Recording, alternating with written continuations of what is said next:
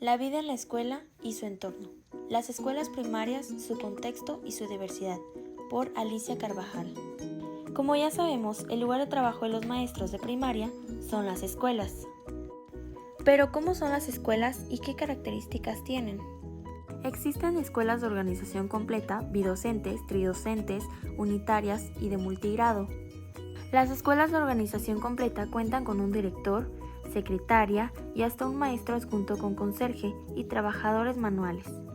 Las escuelas de organización incompleta son donde los maestros atienden más de un grupo cada uno, e incluso uno de ellos es el mismo director.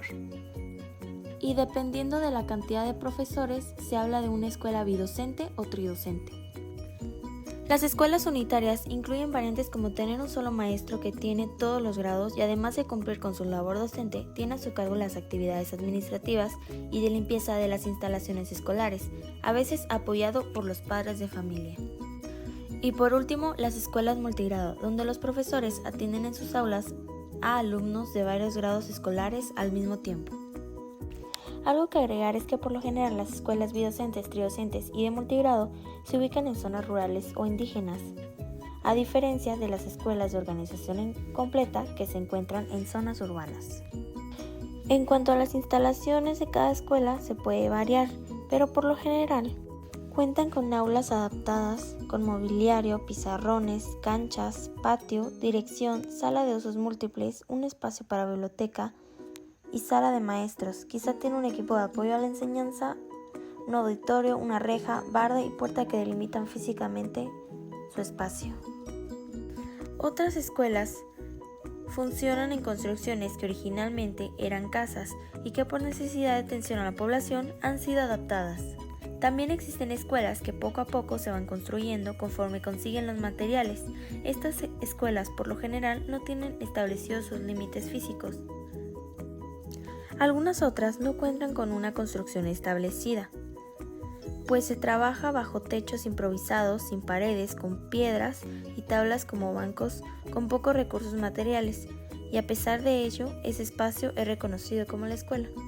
Es curioso que en las zonas rurales es frecuente encontrar escuelas relacionadas estrechamente con los grupos y dirigentes sociales de la comunidad, a diferencia del papel que juega la escuela en zonas urbanas, donde sin dejar de ser consideradas como instituciones importantes, se les concede una función más claramente delimitada.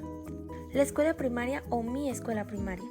Para identificar cuál de las dos, se deben conocer las razones por las cuales se construyó y se instaló en ese lugar, cómo creció, qué tanto ha cambiado y quiénes han pasado por ella. Esta indagación permite reconstruir parte de la historia social de la escuela y entender un poco más de lo que sucede dentro de ella. Casi llegamos al final, pero no sin antes recalcar qué consideraciones debemos tener al visitar las escuelas. Podría ser que te preguntes por qué tenemos que acudir a esas instalaciones para conocer sus contextos diferentes y sus formas de organización si hay documentos que nos lo pueden hacer saber. Sin embargo, es importante acudir a las escuelas ya que, como se mencionó anteriormente, cada escuela tiene su tipo de organización. Inclusive, vas a pasar probablemente por más de una escuela, pero esto te permitirá construir tu conocimiento, pues siempre al empezar de nuevo se pueden percibir cosas que antes no y escuchar lo que no se había escuchado antes. Y así uno puede darse cuenta que tanto los maestros como los alumnos todos son diferentes. Entonces, al momento de ir a la escuela, se debe ir convencido de que podemos aprender de quienes están ahí y que ellos conocen muchas cosas que nosotros no, y que su manera de percibir las cosas puede diferir a nosotros.